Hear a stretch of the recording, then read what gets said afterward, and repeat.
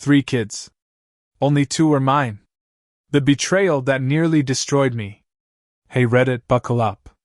I never thought I'd be the guy writing one of these posts, but life has a way of tearing the floor out from under you when you least expect it.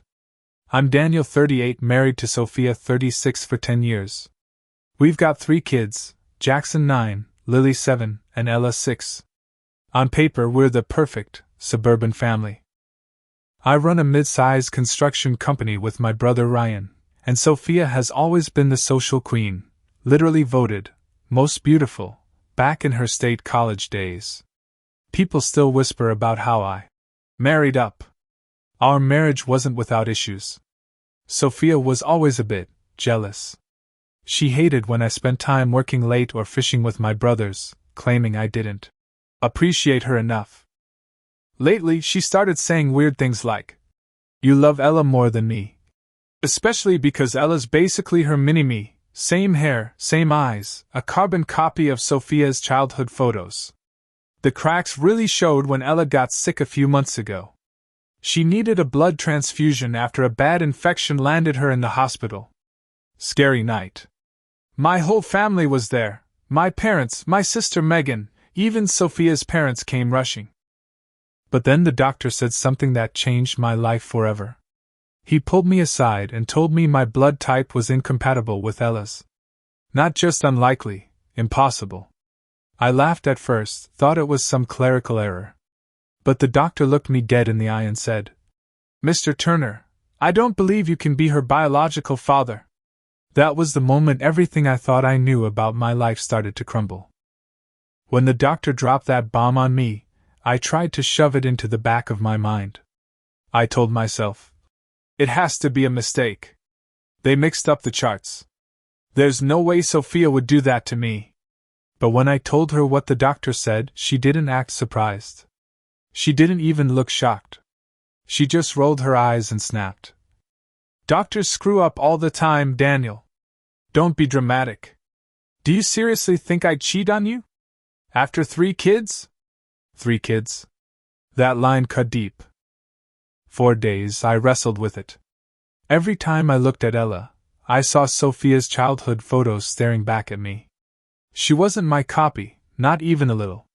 And the way Sophia suddenly started accusing me of favoring Ella felt like a cover. So I started digging. Quietly. I ordered a DNA kit for Ella and me, under the pretense of a fun ancestry project. When the results came back, my hands shook so bad I almost dropped the envelope. Probability of paternity, 0%. I didn't stop there. I tested Jackson and Lily too. They came back mine 99.9%. But Ella? Nothing. The night I saw that result, I walked into the bedroom and found Sophia lying on the bed, scrolling her phone, legs curled up in silk shorts, humming to herself like life was perfect. I stood in the doorway just staring. She looked up, smirked, and said, "What? Gonna just stand there, or are you gonna come appreciate your wife?" All I could think about was how many times I'd made love to her, thinking I was building a family. And how one of those moments, maybe more, wasn't mine at all. I wanted to throw the papers at her face right then. But instead I slipped them back into my jacket pocket. Because I needed her to show her true colors first. I couldn't hold it in much longer. A few nights after the DNA results came in, I finally laid the papers down on the kitchen table in front of Sophia. She barely glanced at them before crossing her arms. "Seriously, Daniel? You wasted money on one of those dumb mail-in tests? You really don't trust me after 10 years? I said. "This isn't a joke, Sophia. The doctor said it, the test confirmed it. Ella isn't mine. Just tell me the truth." Her face twisted into this nasty, smug little smile I'd never seen before. "Oh my God, you're so insecure. Always needing everything to be about you. Ella is yours, you're just looking for an excuse because you can't stand that she loves me more." That one hit me in the chest. She wasn't even addressing the evidence, just attacking me, flipping it back on me like I was the problem. When I pressed her, her voice went cold. "Fine. You want the truth? Maybe I made a mistake. Once. A long time ago. You were too busy building your precious company with Ryan to even notice me. Maybe I slipped. But you were supposed to be man enough to raise our kids without asking questions. Our kids? I asked her who the father was, and she laughed, actually laughed. Why would I tell you? You just go try to play hero. You've been raising her for 6 years, Daniel. What difference does it make now? I slammed my fist on the table. The difference is you let me live a lie.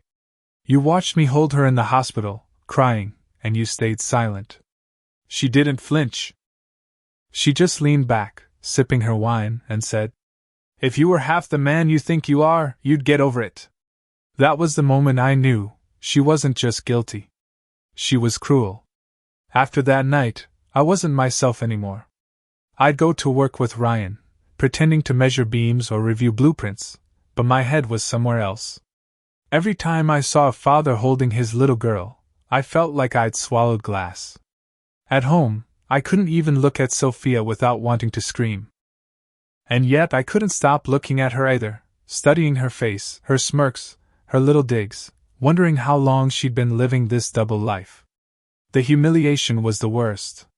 My mom called one evening, just checking in after Ella's hospital scare, and I nearly broke down on the phone. She kept saying how proud she was of me for being such a strong father. I hung up and cried in the garage so no one would hear me. I started doubting everything. Was I boring? Was I just the safe bet for Sophia after her real love didn't want her? Was I good enough for my kids, or was I just some placeholder father? I'd lie awake at night, staring at the ceiling, while Sophia slept soundly next to me, like she didn't just admit to betraying me and spitting on our vows. And I'd hear her words echoing in my head. If you were half the man you think you are, you'd get over it. Half the man. That one line haunted me. I stopped eating right. Dropped 10 pounds in a month. Ryan pulled me aside at the job site and asked, "Bro, are you sick?" I couldn't even answer. But as low as I sank, somewhere in that pit of despair, a new feeling started flickering. Not sadness. Not shock. But anger. And anger, when you feed it right, turns into clarity. The turning point came one night in the garage. I was sitting there with a beer, staring at my old workbench, and I just thought, I can't live like this anymore. Either I let her keep gaslighting me, or I take my life back. That was the night I chose revenge. Not the angry, screaming, throwing dishes kind of revenge she probably expected. No, I was going to be ice cold. I wasn't going to give her the satisfaction of watching me lose control. I was going to make her choke on the truth. Step 1, collect evidence. The DNA tests weren't enough. I needed more. So I started digging. Old photos. Messages. Social media crumbs. Sophia had been careful, but not perfect. A few late-night texts on phone bills matched weekends when she claimed to be visiting her mom.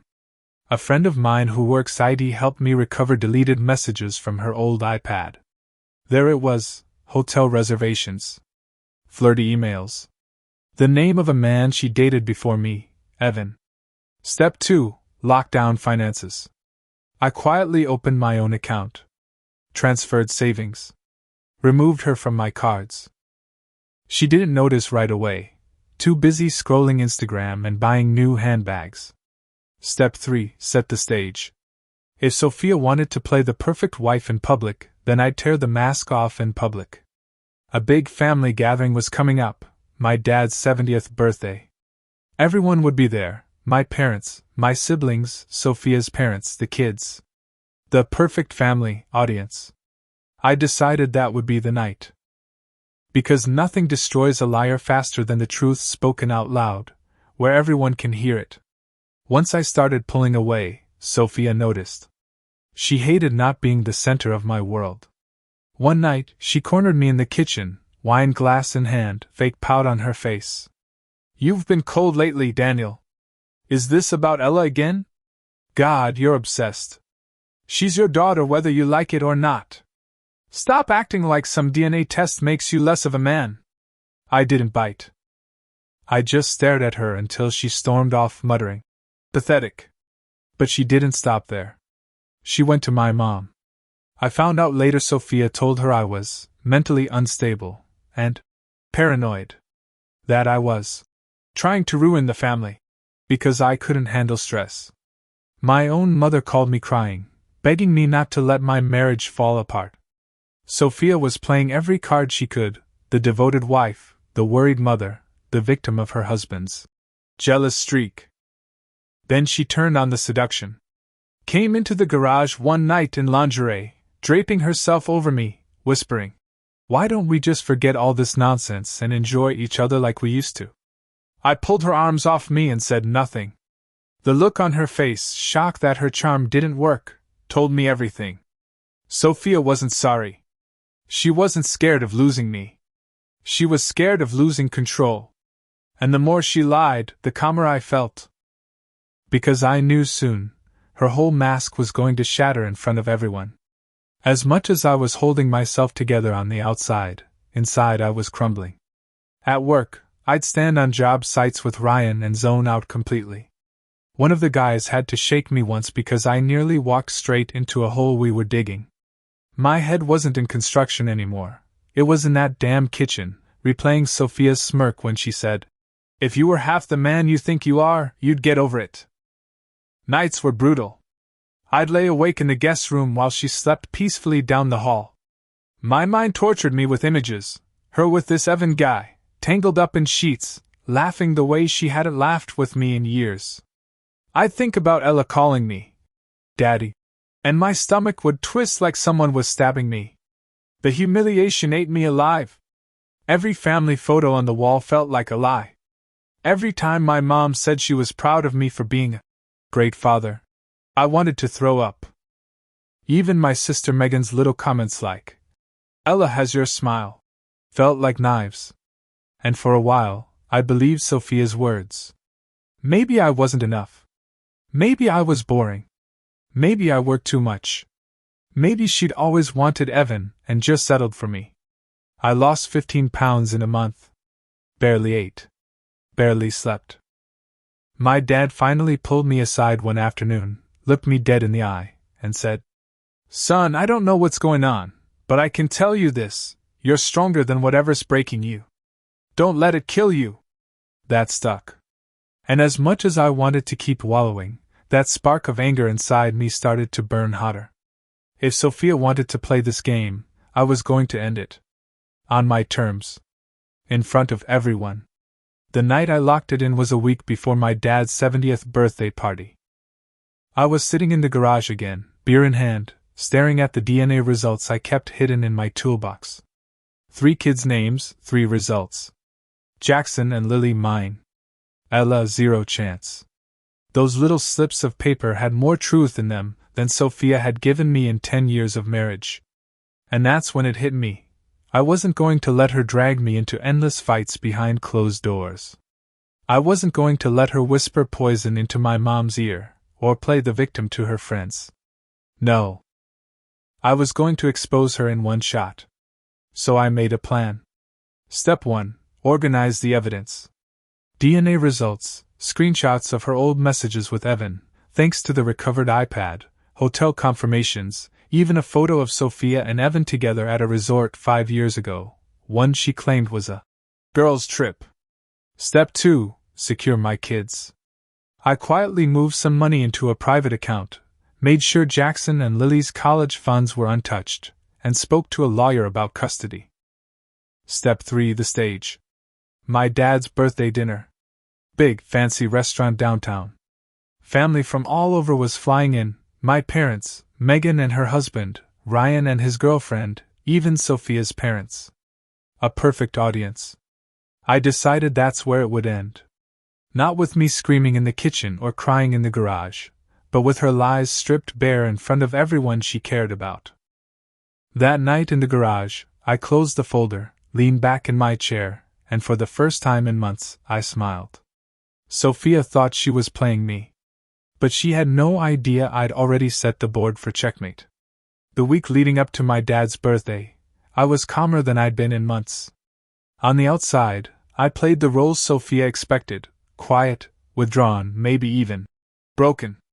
She thought she'd won. She even said one night, smirking over her wine glass, "You're finally starting to accept reality, Daniel. Took you long enough." I just nodded. She had no clue. Behind the scenes, I was sharpening the blade. I put everything into a clean black binder. Labeled sections. DNA test results. Phone records. The screenshots of her emails with Evan where she wrote things like, "I wish I could tell him Ella's yours, but he'd never forgive me." And my favorite, the resort photo, Sophia kissing Evan by the pool, time-stamped right in the middle of her so-called girls' trip. I also printed extra copies. One for my parents. One for her parents. One for my siblings. No way she could claim Daniel faked this. But the real twist? I tracked down Evan. Turns out he was divorced now, living 2 towns over. I paid him a little visit. Didn't threaten him, just laid out what I knew. His face told me everything. He admitted he and Sophia had been seeing each other on and off for years, that he always thought Ella might be his. That was the final nail. I didn't tell him my plan. Didn't need to. I just thanked him for confirming and walked out. By the time the night of my dad's dinner rolled around, I was ready. Calm. Cold. Prepared. Sophia? She showed up in a red dress, smiling, clinging to my arm like she was the proud wife of the perfect husband. She thought she was untouchable. She was about to find out how wrong she was. The restaurant was buzzing with chatter, wine glasses clinking, waiters rushing around. My dad was grinning ear to ear, soaking up his 70th birthday celebration. Sophia sat beside me, laughing too loudly at my brother Ryan's jokes, touching my arm like we were the golden couple. Halfway through dessert, I stood up. My hands were steady, my voice calm. "Dad, before we wrap up, I have something important to share with everyone." Sophia's smile faltered. She hated surprises. I pulled the black binder from under my chair and laid it on the table. "This is the truth about my marriage. And about Sophia." The room went dead silent. My mom furrowed her brow. Ryan froze mid-bite. Sophia chuckled nervously. "Oh, Daniel, not here." But I was already flipping the pages. First, the DNA results. I handed copies down the table. "Jackson and Lily are mine. Ella isn't." Gasps rippled through the room. My mom's hand flew to her mouth. Sophia's dad muttered, "Jesus Christ." Then came the emails. Evan's name in bold.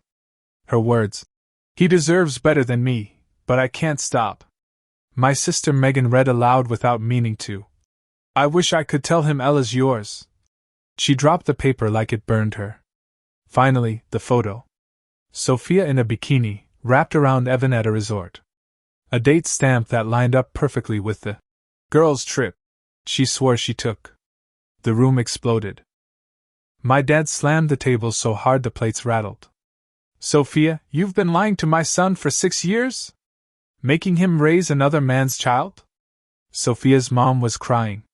Her dad wouldn't even look at her. Ryan cursed under his breath, while Megan started shaking her head, whispering, "I can't believe it! I can't believe it!" "And Sophia?" She stood up, red-faced, and spat at me. "You vindictive bastard!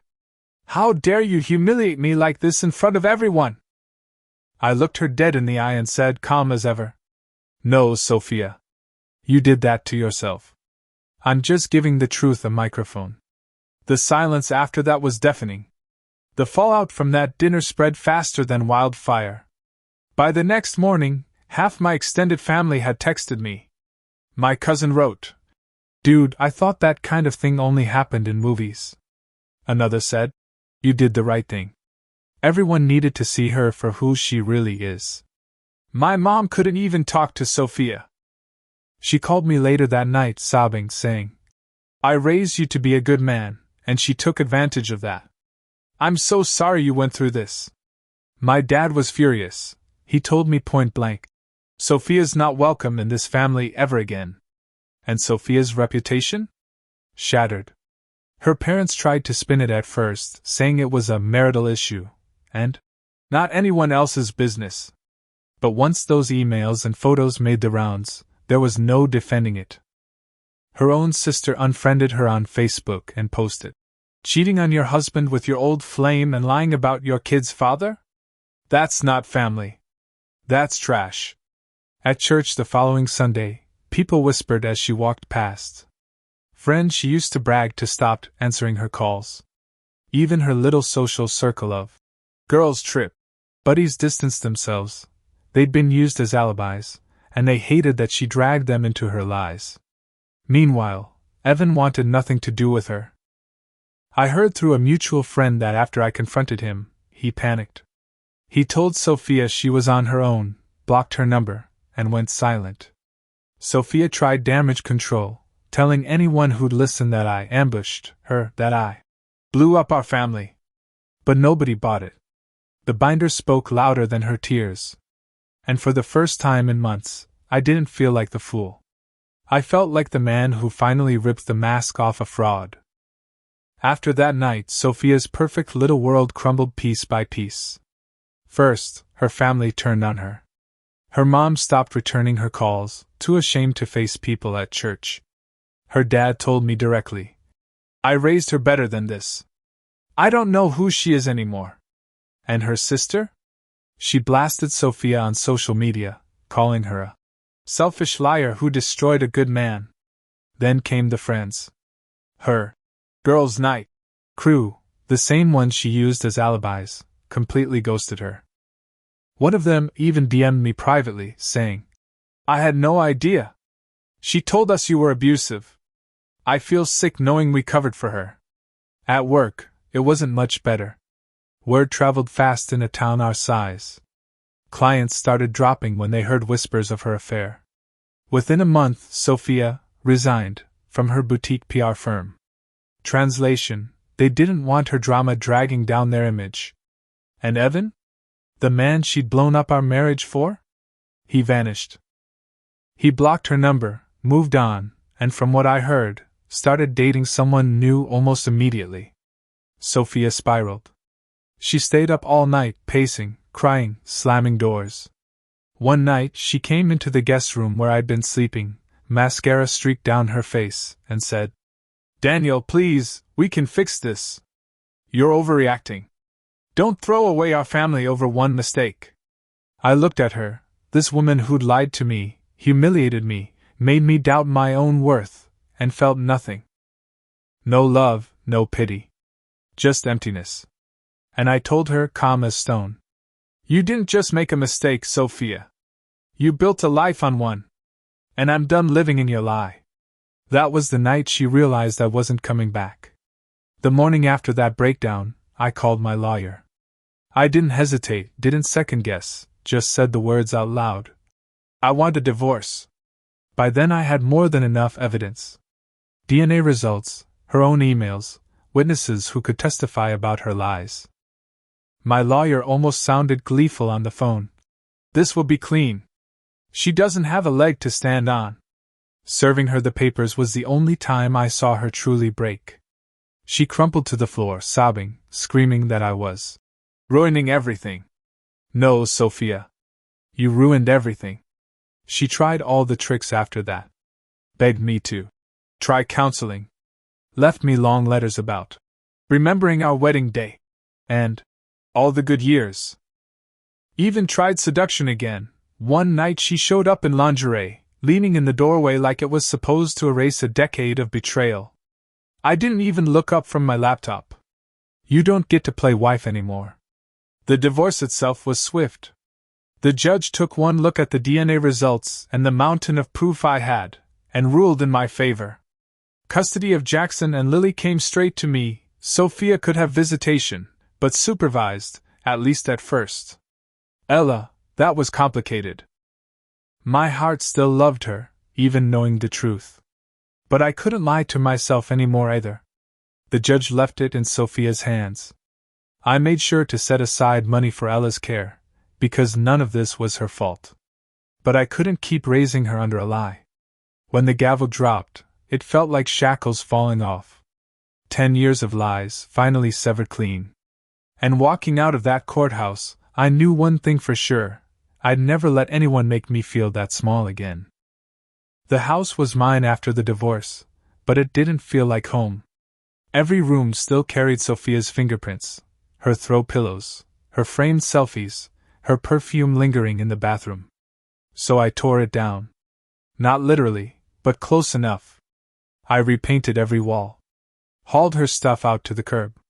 Bought new furniture, new sheets, a new mattress. Even changed the damn silverware. It wasn't about stuff. It was about cleansing the space. Making it mine, and mine alone. The kids adjusted quicker than I expected. Jackson started joining me on runs. Lily helped me cook. We fell into this rhythm that felt lighter than anything we'd had under Sophia's shadow. And me? I hit the gym with Ryan. At first, it was just about burning off anger, but soon I started putting on muscle I hadn't seen since college. My sister Megan joked, "Divorce looks good on you, bro." I found therapy too. Best decision I ever made. My therapist told me, her cheating wasn't about your value as a man. It was about her emptiness. That line stuck to my ribs. For the first time in years, I picked up my guitar again. Started fishing with my brothers like we used to. Took the kids camping. Life didn't just go on, it started to feel like living again. Meanwhile, I heard through the grapevine that Sophia was crashing in some tiny apartment, jobless, friends gone, family distant. Evan never came back. She was exactly where she put herself. And me? I wasn't broken anymore. I was rebuilding. Stronger. Sharper. Free. It's been a year since that night in the hospital when the doctor first told me Ella couldn't be mine. A year since the cracks in my marriage split open and revealed just how deep the rot went. I won't lie, the betrayal damn near destroyed me. I spent months hating myself, wondering if I was boring, not enough, just a safe choice Sophia settled for. I replayed her words. "If you were half the man you think you are, you'd get over it." Until they hollowed me out. But here's the thing, I was enough. I was more than enough. I worked hard, I gave my family everything I had, I loved my kids fiercely. The betrayal wasn't about me being lacking, it was about her being selfish, shallow, and incapable of loyalty. And when I finally exposed her, when I put her lies in front of the entire family, it wasn't just revenge. It was liberation. Now, I've got my kids, my business, my family standing behind me. I wake up without that pit in my stomach. I go to the gym, play guitar, take the kids camping. I even started dating again, slowly, carefully, but without bitterness. If you're reading this and stuck in the same hell I was, here's what I learned. Trust your gut. Lies smell different when you've lived with someone long enough. Don't ignore that stink. Collect the truth. Don't scream, don't beg, gather proof. It's your shield. Expose it. Secrets rot you from the inside. Drag them into the light. Don't let betrayal define you. Being cheated on doesn't mean you're worthless. It means they were too empty to value what they had. Rebuild for yourself. Revenge feels good in the moment. Growth feels good forever. Sophia thought she broke me. But she actually set me free. And now, I'm living a life she'll never touch again. I have many other stories. Go to my channel, subscribe so you don't lose us. Give me a thumbs up.